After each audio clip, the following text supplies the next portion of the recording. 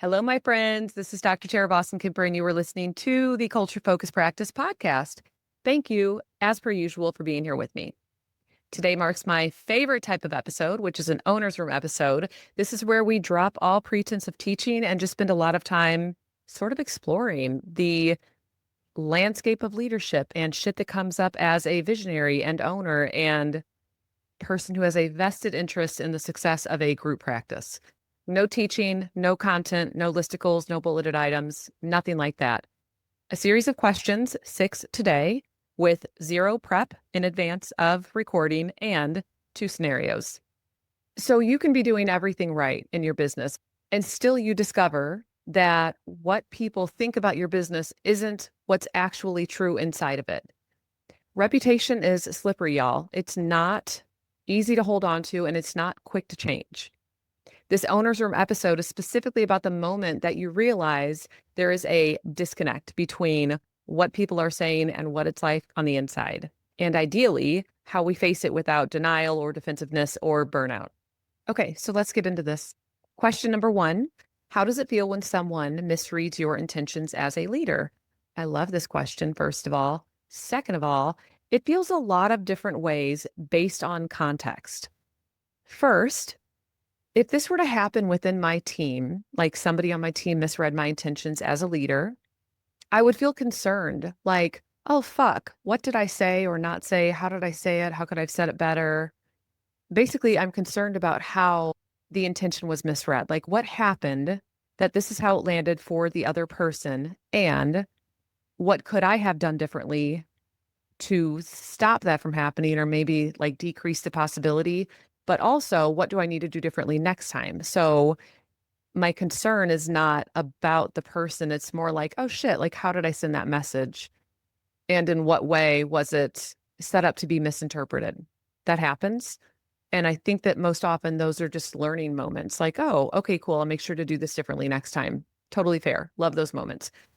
There's also times, though, where you might get a recurring pattern of somebody misreading your intentions as a leader. That to me points to something a little more, what's the word I'm looking for? I think maybe insidious. Like that points to something that's a little more problematic or possibly problematic.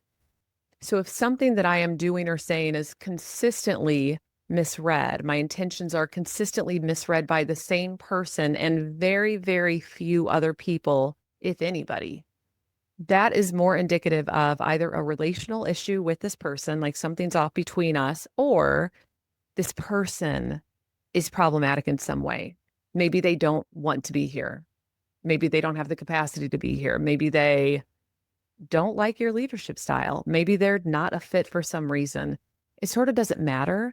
It's just that the consistency with somebody misinterpreting you or misreading your intentions points to there being a larger problem at play. So that's all internal. And I would say, largely speaking, it's going to be the first thing that happens where it's just like a point of, oh, fuck, I should have done this differently. And we move on with our lives and everybody's good. If we go outside of the practice, though, this to me is where I swing back and forth between feeling frustrated and not giving a fuck. I think on one hand, if you are building something with intention and you're paying attention to what you're doing and you're really thoughtful about it and you're trying hard and you're acting with integrity and you're prioritizing core values, the right people are going to want to be there with you. I hold that very true. So when I can trust this and like lean into that, the fact that somebody outside of my practice doesn't see it, doesn't get it, I sort of don't care. That's the one side. It's like, I don't really care because they're not here. Like, they're not here because they don't fit or they're doing their own thing or they're just not interested in the setup that we have. I think that that's fair. People have their own desires, needs, thoughts, experiences, etc. with the world. Totally fine. The vacillation to frustrated, though, is when there's a feeling of being judged by somebody who doesn't have insight into the actual structure. That's the shit that pisses me the fuck off. And I'm thinking of like a couple key people. I mean, this is something that actually happens, of course. There are is somebody or are somebodies who are mildly or even moderately or even highly judgmental about the way I might do things. And yet there's no curiosity or interest in why things are set up in the way that they are. And so the level of intention, the level of thoughtfulness, the level of growth and reading and self-reflection, all of it is just dismissed entirely. And so I think for me that the perception of criticism, what feels like actual criticism, I'm sure that most people don't care. Like most people aren't going to care. They're doing their own thing. But there's some critical people, period. They just exist. It's totally fine. And those critical people and my perception of their criticism about something that I'm doing has a flavor of dismissiveness. And I do not do well with contempt, especially when it's unearned. Like contempt implies moral superiority. I mean, it implies that one thinks that they're better than another. So you're sort of looking down on somebody. That's the shit that ruffles my feathers. I think probably for a few reasons. One is that nobody wants to feel contempt. It doesn't feel good. It's the number one predictor of divorce. Two is that that's just not my MO. Like I assume that people are doing what they do and doing the best. And if I don't want to be part of something, I won't be, but I don't really care. Like you do you, boo-boo, you know? And so I kind of expect that the same view is lent my way, if that makes sense.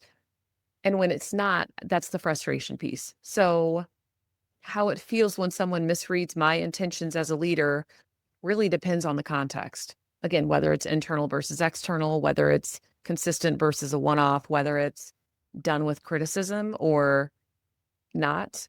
I mean, it depends on those things. I'll also add that I think it's unavoidable. Like, I don't think it's possible to do something and to grow and expand and try to become better at whatever it is that you're doing without being misread, without your intentions being misunderstood or misinterpreted.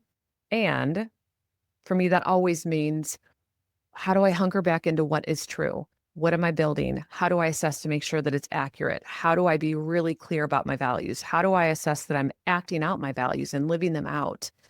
The result is that I end up turning inward and trying to make sure that it's as pure and like accurate and clean at the most central places. So then all of the outgrowth from it, ideally, is going to reflect that center mass. I can't focus on outward because that'd make me crazy. Oh, that's actually a great segue to question 2. Do I care more about being perceived as good or actually being good? Being good. Like, duh. I think that's a duh. I don't think I so much care about image. I care about being perceived accurately, and also I don't want to be perceived critically, even though I have no control over that. So, and I think also if you are actually good, then people's perception of you, broadly speaking, is going to be good. Like if I'm providing quality care or if I'm building out a healthy practice or one where we really focus on values or one that prioritizes being of service and helping others, at some point, the perception will largely line up with our internal actions. So this to me is actually points straight back to episode 68, the one right before this, that your brand is all of the interactions that are happening internally. It's all about your culture and building that out. It's not about your logo. It's not about your design. It feels the same with this. If we actually are good and we are focusing on quality, and by we, I mean leadership, but also maybe like your team, you know, if we're focusing on the right things, then the outside will highly likely match up with that. So I care much less about focusing on external first and like the perception of, and I care much more about ensuring that we are actually good. That's what I want to make sure happens. Question 3, am I protecting an image or leading a business? I feel like to an extent it's both. I don't think you can do one or the other. Maybe that's a lie. I think that sure, it's possible to do one or the other. I think that for me, it's not possible to do one or the other. If I am leading a business and I'm focusing on doing it well, then I am also indirectly and as an intended byproduct protecting an image. If I'm focusing on actually being good at leading a business. Let's just continue that train of thought. Actually being good at leading a business that ends up being protective of the image. So when I read this question, it doesn't feel like these are mutually exclusive. It feels like they're actually very tightly interwoven, and I can't pull them apart. And I don't think I have anything more to say about that, actually. I think that that's pretty cut and dry for me. Question 4. What role does humility play in reputation repair? That's an interesting question. What role does humility play in reputation repair? I think a genuine humility plays an important role in reputation repair. I think insincere humility is pandering and gross. I think about whenever there's conflict between people. Y'all know I love conflict, healthy conflict, especially, actually, exclusively healthy conflict. But I think about whenever there's conflict between people, and maybe I'll just use myself as the example. If my husband and I get into it about something, and let's say it doesn't go well, let's say it's like not a very good fight between the two of us. Let's say that I'm the one that fucked things up. Like it's me, I'm the problem. Hey. So when I finally can physiologically calm myself down and either process something that maybe he said in the conflict that I'm like, God, I see what he's saying now. Or physiologically come down enough that I can just process on my own and realize, like, fuck, I messed up. Like, my bad, dog. Like, that was all me. I'm going to go say sorry. Duh. I'm going to go to him and I'm going to say, I messed up. I did not understand what you meant. I'm really sorry. I think I get it now. This is what I'm understanding from that discussion or from that fight. I'm using this like person to person example because it's generalizable. If I mess something up, I am going to take ownership of that thing and I'm going to apologize for whatever it is that I did. Whether or not this is to one person or a group of people, it's all the same. If I mess up, I messed up. Take ownership and apologize. That's my MO. Like that is the thing that should be done. At least in my opinion, that is the thing that absolutely should be done. And I think if you can do that, I do think that can work in the favor of your reputation, whether it's with a specific client or a consumer or somebody that interacted with your business and it didn't go well. I think that taking ownership piece and saying, oh gosh, like, wow, yeah, sorry about that, can be really helpful for people to have some trust and faith that you will act with integrity and that you care about their experience. I think that what is way worse is whenever you get an insincere apology or somebody who is not sincere in their humility, those like political or like high level actress, actor level things where they're issuing some fucking bullshit PR laden quote apology end quote for a misdeed where they've caused actual harm in some cases and they're giving some bullshit sort of an apology. Like, when does that ever work? And also, nobody believes you, bro. Like, nobody believes what you're saying. Instead, you could do that thing where you actually reflect on what happens, where you actually assess what did you do wrong or what could you have done differently, where you take ownership of some part of the thing that went down. You might not have to own all of it. It might not all be yours to own, but you can own some part of what went wrong in any interaction, almost any, almost any. There are definitely exceptions. And then apologize for that and try to make it better. Boom. Easy. Maybe easier said than done, but simple at least in a formula version. Okay, let's keep going. Question 5, how can this dissonance become data, not shame? And this dissonance is the dissonance between what people might be saying about your practice, that just sort of your reputation versus what it feels like on the inside. The answer to that question is absolutely it's data. You might feel shame about it, but it shouldn't stop there. It sort of doesn't matter if you feel shame. That's just a feeling, a really unpleasant feeling, but a feeling nonetheless. So let's say you don't get totally wrapped up in the shame and you don't spiral and sort of lose yourself for the next 5 months or something. It's immediately data. You can immediately start figuring out Whoa, what is the disconnect? Wow, that's what people think, or that's what this person thought. Why? You might ask more questions. You might try to figure out, where did you get that message about us? Are you hearing this somewhere? Are you explicitly seeing it somewhere? Is there website copy I need to change, or social media stuff I need to change, or maybe employee feedback I need to get? You ask questions. You can ask questions and figure out, what is it that is going on that is amplifying a view or a version of something that doesn't feel true. And again, even if you have some shame, I mean, shame sucks. It's really uncomfortable, but it doesn't have to stop you from still seeing this as data and trying to figure out what is going wrong, or at least what is going on, so that you can make moves to address it in the future. That's my answer. Last question. How do I reestablish trust without over explaining or groveling?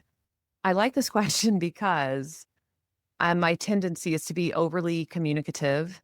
And if I am doing something from a place that is shame based, I'm going to do one of these things. I'm going to over explain, or I'm going to grovel. I'm going to externally beat myself up. I'm going to somehow show the world that I'm beating myself up because I messed up.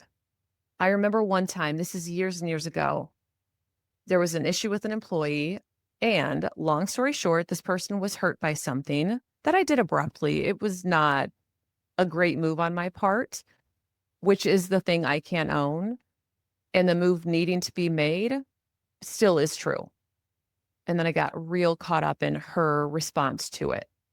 And that turned into me gearing up to send this long email to my whole team about a mistake and how bad I felt and how I wanted to make sure that people knew what they could expect from me. And it was just grovelly. It was grovelly. Thank God I let my husband read it, because he read it and he was like, don't send that. Like, what is wrong with you? You didn't really do that much wrong. Like, this is way overkill for what happened. And it was a little bit like getting splashed with cold water, where I felt like I sort of woke up, like the shame part of me took a back seat. So I'm saying that to say, what I know now about myself is that if I'm doing things from a place of shame, then I'm going to over explain, or I'm going to grovel. Like, those things are related. For me, they are related. But let's set aside the shame spiral stuff, and let's say reestablishing trust without over explaining or groveling. I think that it's done by clarifying whatever it was that happened, by sharing takeaways, and by trying really hard to not make that mistake in the future, which might mean you remove yourself from a process or a system or an interaction entirely.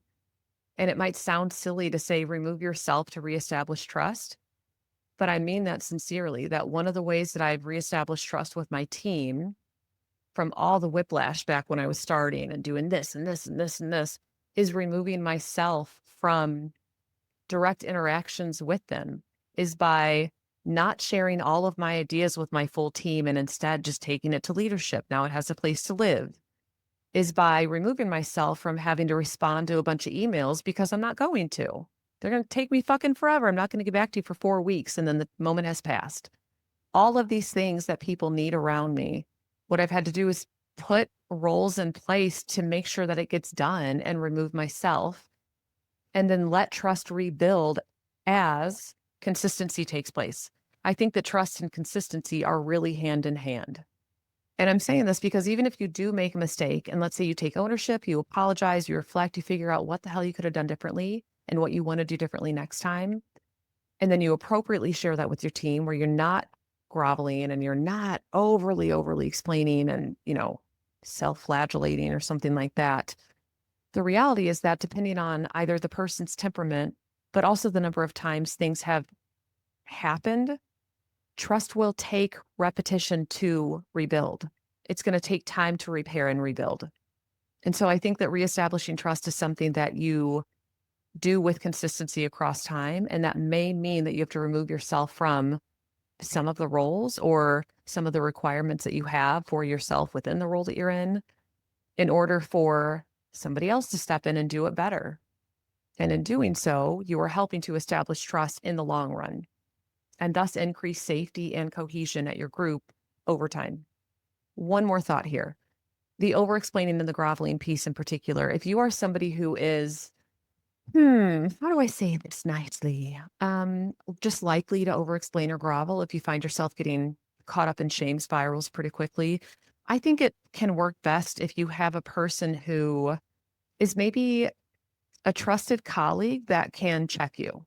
I think that's the nicest way of saying it. Or even a leadership team. If you say, this is what I'm thinking, this is what I'm thinking about saying, can you put eyes on this email? Your right-hand person might be like, yeah, bro, that's too much. Like, you need to tone it down. What you did wasn't that bad. You made a mistake. You owned it here. This whole section is now you groveling. That's way too much. And so then you have, checks and balances like, oh, okay, cool. Good to know. Thanks. I do feel myself getting caught up in shame. So I'm glad for that feedback. And now I'm done with that question. All right, we've got 2 scenarios now. So I'm going to read these scenarios out loud, and then I'm just going to riff on them a little bit, and then we will wrap up. Scenario number 1, you hear through a community connection that your practice feels corporate now. You're shocked. You've been prioritizing structure and clarity, but to others, it's reading as cold. You realize reputation is emotional currency, and structure without warmth changes your brand story faster than you thought. Yeah, I really like this scenario, actually. I think sometimes that is the risk of focusing more heavily on the business. I talk about culture a lot, obviously, and I think of culture as the foundation for everything else that's part of your practice. If your practice is the organism, culture is the foundation. It's the thing that everything is built upon. And I think that if that is something you keep in mind as you go to build things out, the lens should be a cultural filtration process. You should be thinking about the impact on culture, or about, if I'm doing this, sure, what are some of the positive outcomes, but also what are some of the potentially negative outcomes? What's the impact on culture? What's the impact on autonomy? What's the impact on people having a voice? What's the impact on group cohesion? What's the impact on well-being? I mean, that list goes on and on. I also think there's just a constant balancing process. If there's I don't know what the shape would be, almost like 3 points, and then there's a sort of a ball in the center, and you're trying to balance. Think of it as like a balance board or something, or like a 3-point triangle, meets at the top. Not quite a pyramid, but maybe something close. But again, you've got like a half circle underneath. Every time you go to do something for your business in the way of structure, you're adding weight on one of those points, on one of those corners. And in my mind, the other corners are culture and autonomy. What ends up happening is that whenever we go to focus on structure, the questions that filter through our minds include questions about autonomy and culture. They all 3 are tended to at any given point. And if somebody wants to do something that is a structure add, and it also takes away weight from that autonomy point in a pretty significant way, my answer is no. Absolutely not. We're not doing that, because that thing that we're adding now looks like micromanagement. It looks like busy work. It's way too much for something that isn't actually that big of a deal. It's not worth the cost. And also, if we are taking weight from autonomy and we're adding it to structure, and we're doing something that's more micromanaging, let's just use that as an example, we are over time moving weight from culture also to structure, that we're prioritizing one thing over these other 2 that are, equally important. We want this whole thing balanced. We don't just want one side to be touching the ground. It's like a fucked up seesaw. And so I think with this situation, if you found yourself in this situation, or if something like this happened, my first move, well, might have 2 first moves, depending on if I was still talking to the person, I would ask them directly, like, holy shit, I had no idea. Like, what do you mean? What have you heard? Can you give me specifics? You don't have to name names, but I would want to know, what is it that they're hearing?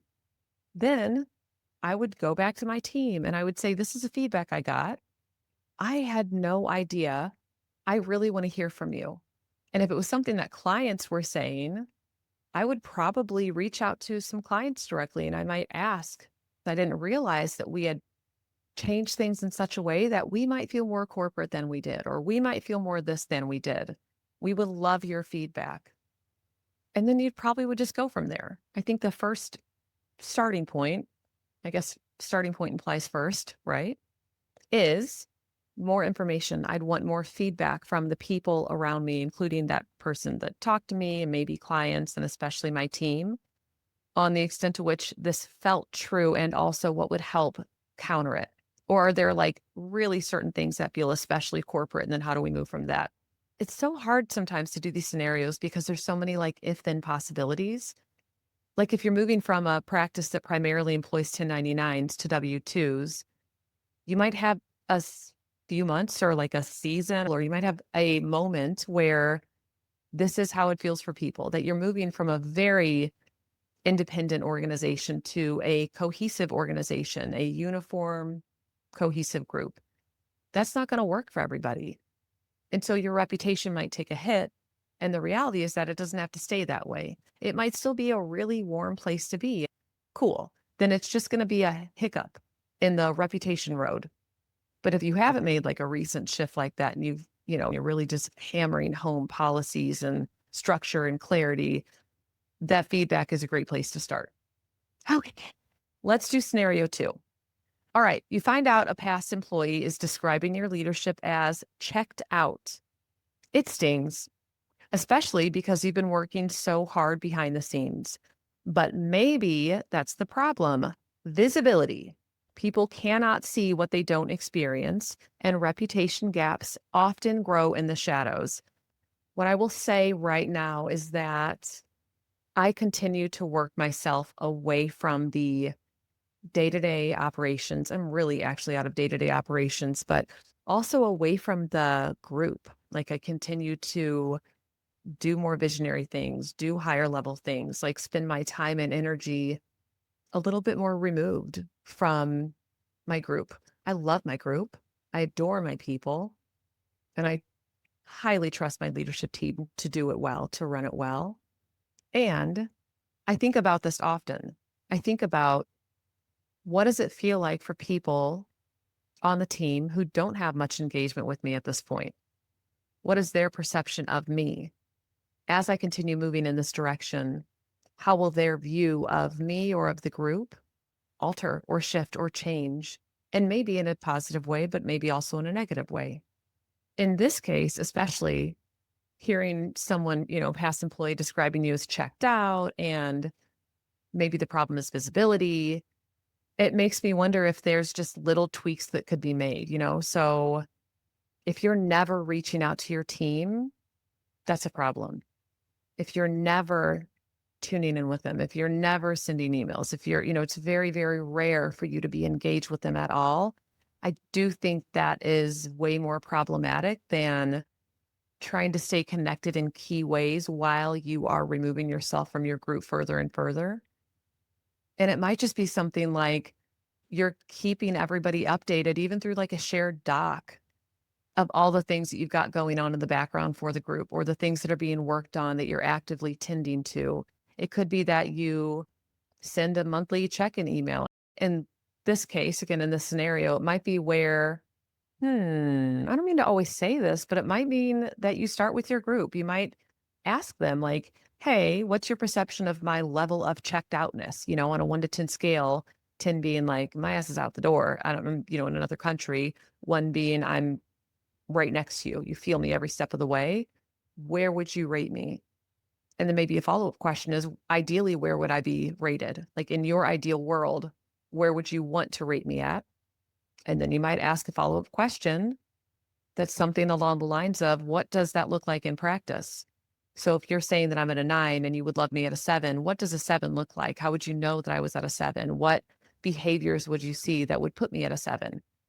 And so not only are you getting everybody's sense for where you currently are, but you're also getting everybody's sense for where they would like you to be, as well as what that looks like. That's really valuable data. I think that that's easy enough to start with in terms of figuring out how other people are thinking or feeling about you. And by other people, I mean employees, of course, as well as addressing some of those things if you can, if you actually have capacity and inclination to. It doesn't mean changing everything you're doing. If everybody says, I want you right next to me, and you're trying to work your way out, like, no, that's not going to happen. But there might be some things that get brought up that are helpful to know, and you could potentially add into like a quarterly rhythm or something. So, food for thought. Goodness, that does it for today. I'm packing up shop. We're done. I will say before we go to make sure you subscribe, especially if you like the Owner's Room episodes. They drop regularly along with content-based episodes. And so being subscribed ensures that you get notifications when episodes come out. That aside, super appreciate you being here with me. Thank you so much for listening and spending this time with me. And also, ideally anyway, looking honestly at yourself and your business. Those are incredible moves. And I hope that you do feel proud of yourself.